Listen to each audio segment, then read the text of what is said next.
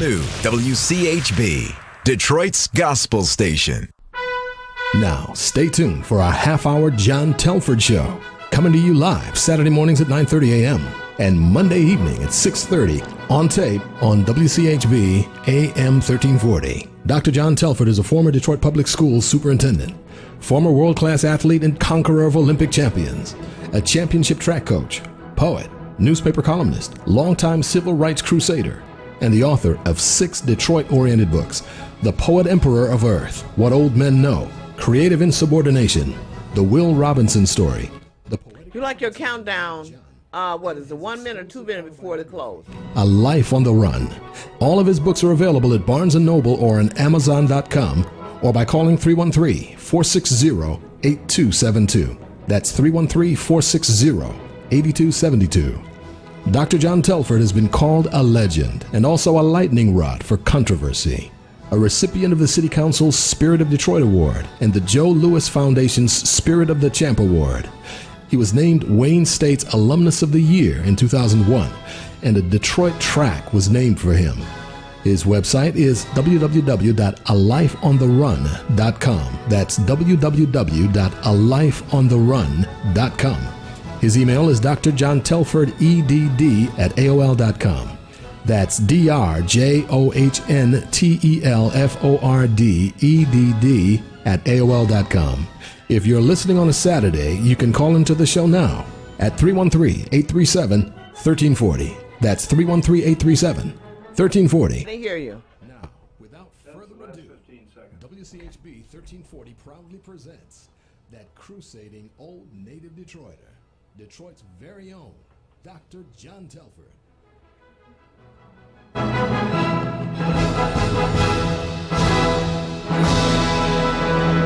Hi-Yo Silver, welcome to the all-new 1340 AM WCHB Detroit's Gospel Station and the John Telford Show.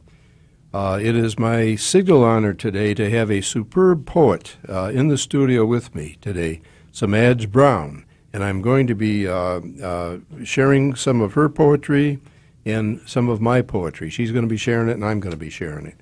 But first, I got to take my usual crack, at our pathological so-called president, the criminally pathological narcissist, Comrade Trumpsky, his fawning sycophant, Comrade Mitchsky, and their cowardly Retrumpican Senate. They aren't simply un-American. They are anti-American. This treasonous, Hitlerian, false president poses a clear and present danger to the health and safety of the entire free world. And one of the poems that I probably should share with you right now is a poem that's in my book, The Poetic Prancings of Mad John, which you can get from Amazon. And the poem goes like this: These ununited states, an 11-word anthem. There's frustration in our nation. Retrumpicans breed disunity with autocratic impunity. As I said, I have in the studio today a really superb young poet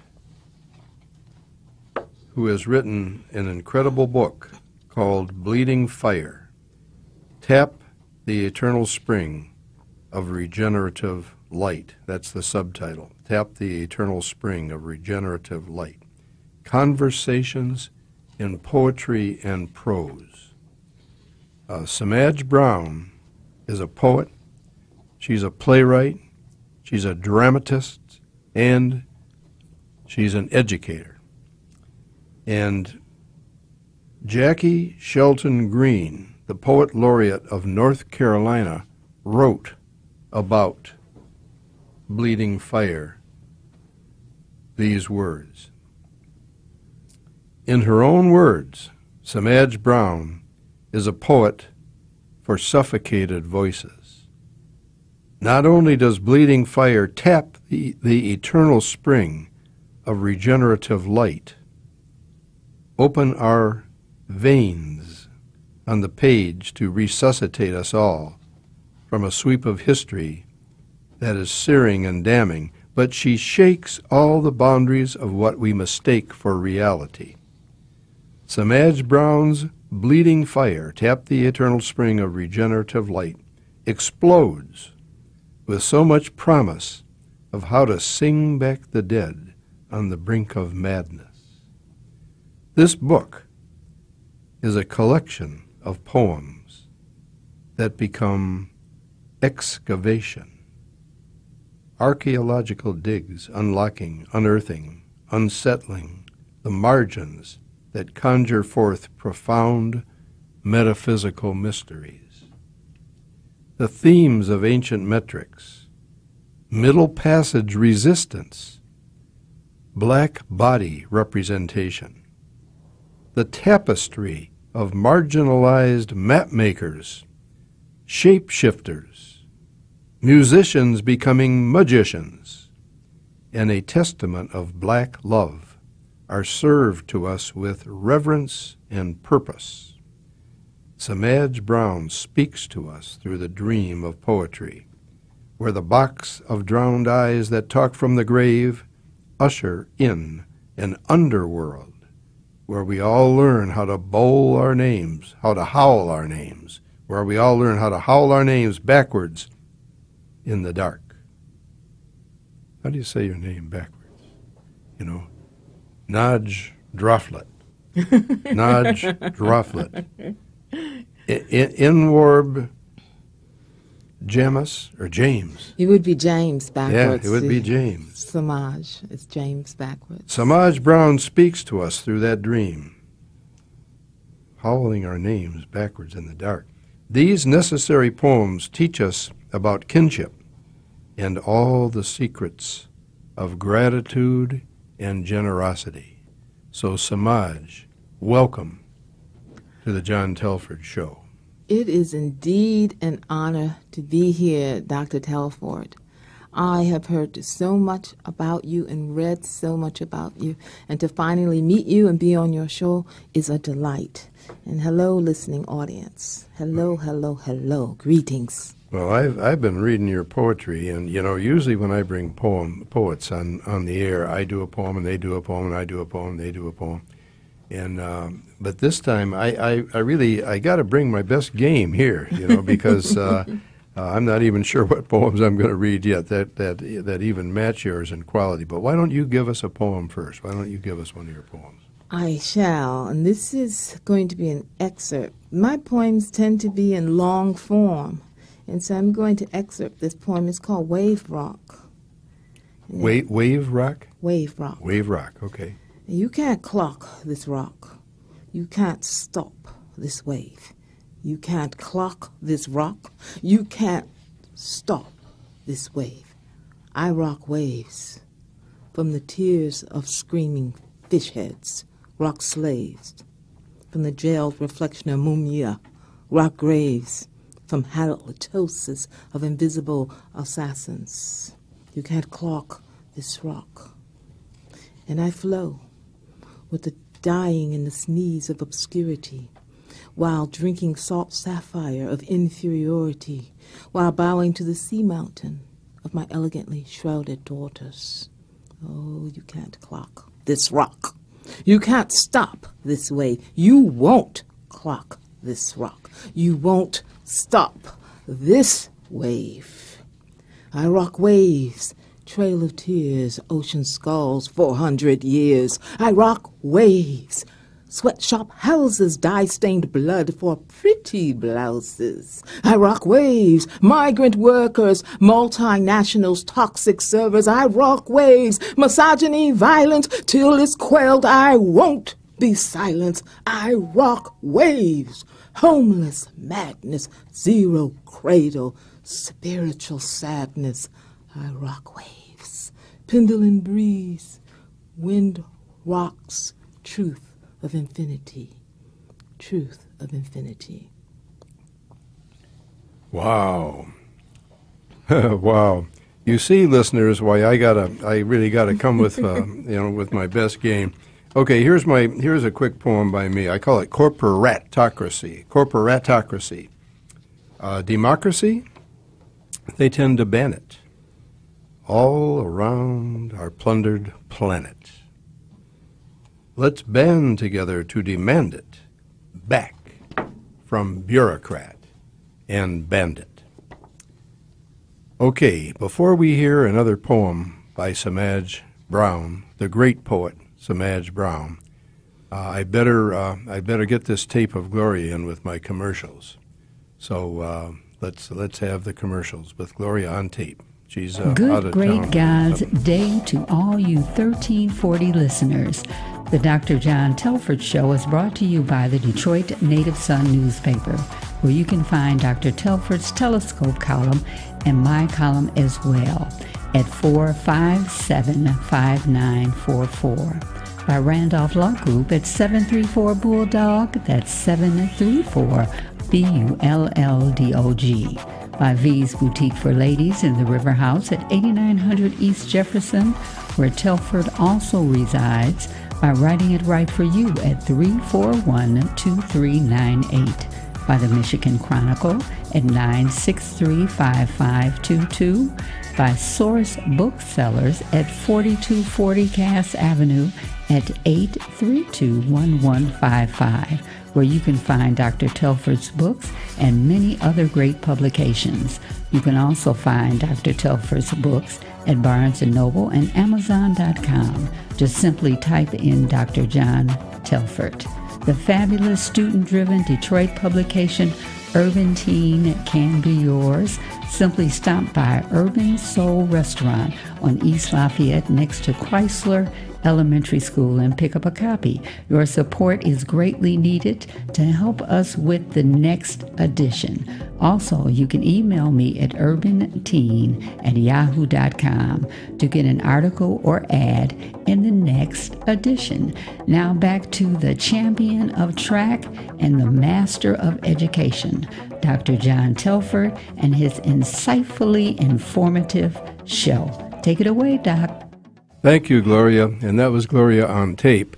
I want to mention again to my listeners, I did a piece on Donald Trump called Trumpian Tale, and I've had considerable demand to send an electronic version of that Trumpian Tale column to folks, and I'm mentioning it again.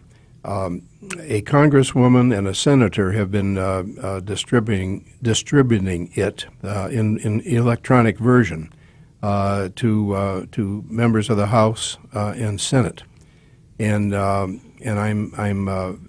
telling my listeners that if you want an electronic version of a Trumpian tale, which is a cautionary tale about what could happen if Donald Trump is in office much longer, just email me at Dr. John Telford, EDD, at AOL.com. That's DR with no period after the R.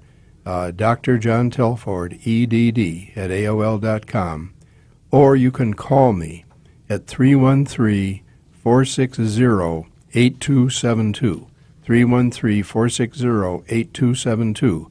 And I will email you a copy of that column, and then I would ask you to distribute it to your email contacts. So I just wanted to make sure that you were aware of that. We have poet Semaj Brown in the studio today. She just shared with you a very fine poem, and she has written another poem that she wrote based on a painting that her husband painted. And Semaj, do you want to share that poem? And listeners, we're on Detroit IP television today, so we're going to get a picture of that painting also. So go ahead, Semaj. Let's have that poem. Well, my husband, Dr. James Brown, is an artist, a visual artist and musician, and sometimes I'm inspired by his work, and other times he's inspired by mine. And this time I looked in this poem, in this painting. Well, I probably said it correct. I looked in this painting. It became a poem. It's so beautiful. It's floral. It's abstracted florals. I thought about nature, and I thought about humans, and I thought about the African American experience, and all people who strive for oppression, against oppression. And I thought, oh, these trees and these wonderful greenery, they have their own struggle as well. And so this is called the After Death of Birth, Requiem for a Greenless Forest. To be the long stem after death of birth, perennial justice of roots rising, merciful heroine of seeded kernels, propagator of unhatched blooms. To be the terminal gavel of passion, of nature, is to suffer passion. Nature is to suffer the perfection of grieving foliage, is to suffer constipated mulch of styrofoam polymers, is to suffer echo. Don't you hear the eulogy of rainforest quiets, fern homilies, rupturing throats of declining lilies, sorrow sighs of sagebrush? Don't you hear the splitting girth of a cactus seep acidic rain onto a dying species? Don't you hear? Don't you hear the trees sizzle, shadows from the poach of extinguishing foresters? Hear the earth malignantly distort into an inoperative oxygen. I tell you, theirs is no ordinary passion. Green quest of survival, famously impaled as chlorophyll crucifix, rose-petaled into industry exploitations, verdant blood. Theirs is no ordinary passion. To perish seasonally, then resurrect in an ocean valley of extinction? To loiter beneath the solar stream of a depreciating planet. Oh, to expire in the threshold of reincarnations, to usher the descent and the return, to hail the sapling rebirth of water. A depreciating planet. You know, that's what we've got. Here's another poem that I'm going to share, and I'm doing short stuff to give Semaj more time. This poem is called Fascism and Classism. Fascism and classism are clearly nearly the same crime. Therefore, I say that since they may, they clearly nearly need to rhyme. And you know, my otherwise liberal father tried to teach me to hate Nazis, to hate Germans. But Nazism, or any similar form of fascism or imperialism or classism, is a matter of mind, not geography. There are fascists and classists of all races and nationalities, as well as people of goodwill of all races and nationalities, in every nation-state and in every city, including Berlin and Washington, D.C., and Detroit. While we truly liberal Democrats, with a small d, can't spend our lives looking over our collective shoulder and nursing hatreds, there would be no progress that way. At the same time, we must guard against and open the world's eyes to the runaway evils of colonialist, capitalist, classist, fascist, imperialist, militarist, religious fanaticist, and white supremacist aspirations if Homo sapiens in general and Americans specifically are to reach the 22nd century incarnate and intact.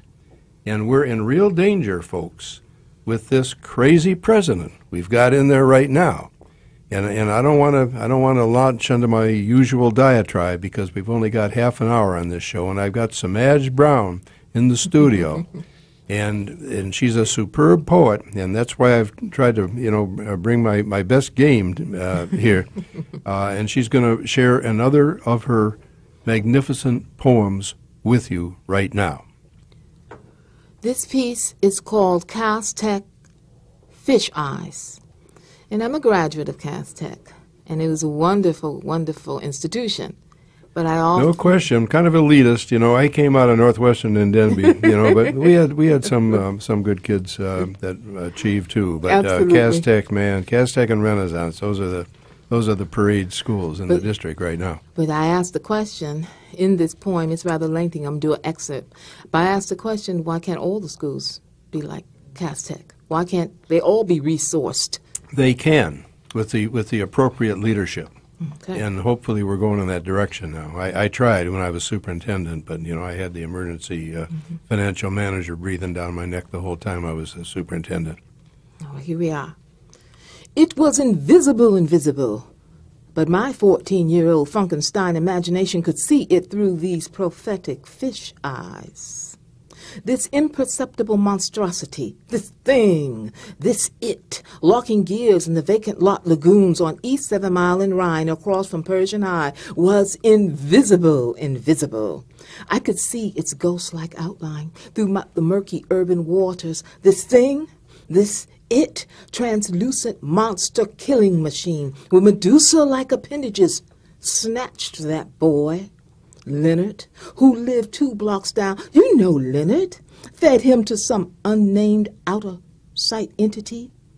My 14-year-old self told me this thing, this it, must be deployed to disintegrate bricks, implode interiors of my neighborhood schools, deployed on a sea of cement, amphibious assault missiles sent to fish out a name to call itself 4 decades later.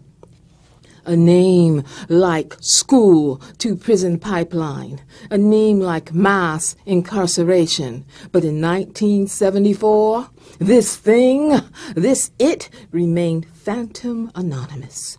Only my 14-year-old prophetic fish eyes could see and feel the grind. Oh, yes, pulverizing asphalt to gravel, mechanized nets of capture and containment. Oh, the grind, lowered and unhinged across the expanse of 313 area code. It was invisible, but I could hear the grind. Oh, reverberations whiplashing as it confiscated banks and propped up check-cashing fronts as it held hostage small businesses and shoe repair to the ravages of clown-painted pink and orange liquor stores, as it discharged nuclear annihilation of groceries to the propagation of fast food deserts. This thing, this it, was invisible. Well, you heard that, folks, and, talk about breaking rules. This lady breaks all the rules of poetry, but she makes it work. And here's a poem I wrote about Sweet Morris Sweetkind of Cheshire Academy. He was a guy that wrote a book called Teaching Poetry in the High School back, I think it was 1964. And here's that poem. It's a short poem called Sweet Morris Sweetkind of Cheshire Academy. Sweet Morris Sweetkind of Cheshire Academy wrote a sweet book on the teaching of poetry, with several sweet pages, just rife with sweet rules. In years of teaching and preaching and writing and running and fighting and sometimes reciting, I have to confess that on streets and in schools, I broke almost all of Sweet Morris's rules.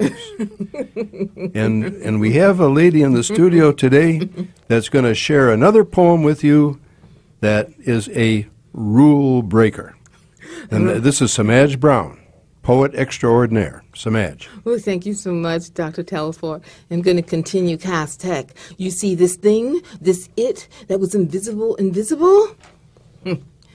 Despite the jubilation of newly elected Coleman A. Young and the eradication of Detroit Police Department's Stress Terror Unit, I could feel the undercurrent rumbling of Detroit River surging my veins, warning me, telling me to make like a salmon with imprinted mission and swim the aqua boogie. So I did what any magical thinking, violin playing, natural hair wearing, P-Funk convert 14-year-old prophetic fish-eyed girl would do.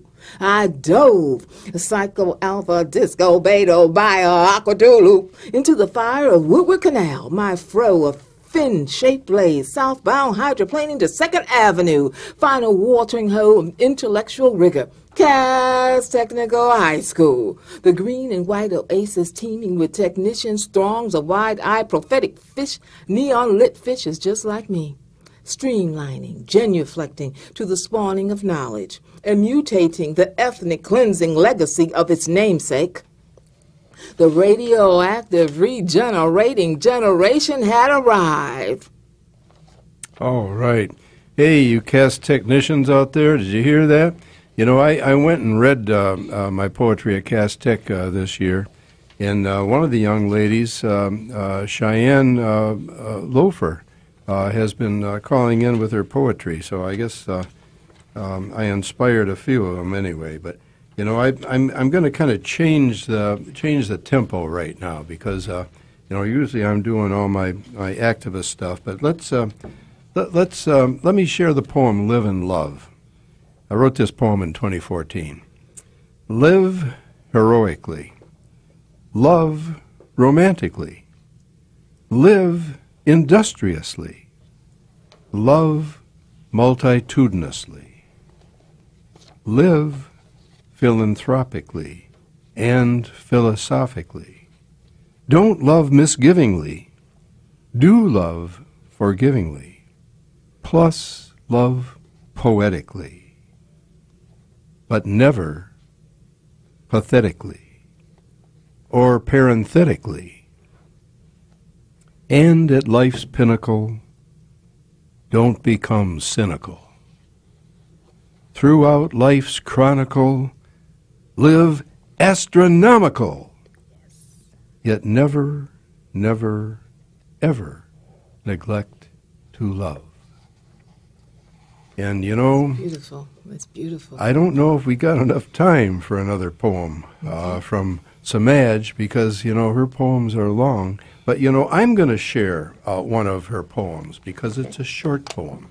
And I want to share what Semaj has written in her book, her wonderful book, Bleeding Fire. You know, I've bled fire in my time, and I understand all about bleeding fire. But she writes in her book, Bleeding Fire, there's a poem that she calls it Roar, Rhymes of Applied Rights.